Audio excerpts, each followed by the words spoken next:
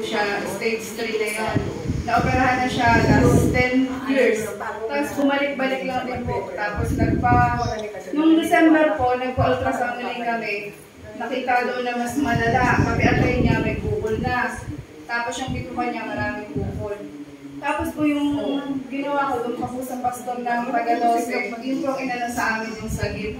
Dahil medyo mura pa nga po noon. So yun lang ginano namin kasi sabi ko herbal. Ayaw niya na magpa-opera gawa doon. Baka daw matuluyan na kasi na-operahan na. Tapos dapat na rin po yung mga anak ko. Yun po, umiyak na ako nun kung anong gagawin ko. Sabi ko, hindi ko alam kung anong gagawin ko. Pati sa, parang nanghina talaga kami nung oras na yun.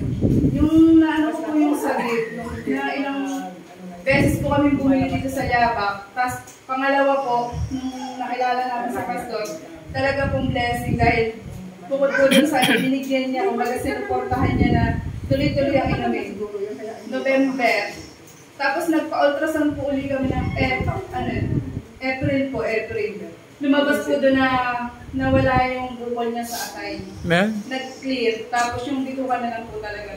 Kaya sabi ko, maintenance lang namin ngayon. Dapat pala nadala ko.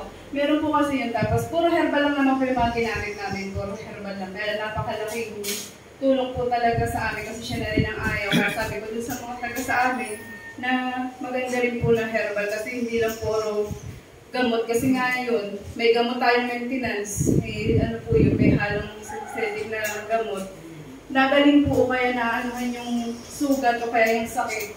Pero nabalik pa rin po. Tapos nagkakaroon siya ng parang, kasi di ba may halo siyang ganung gamot. Naapektuhan yung ibang organs ng katawan ng tao. Dahil antibiotic. Yun lang po. Maraming salamat. Amen.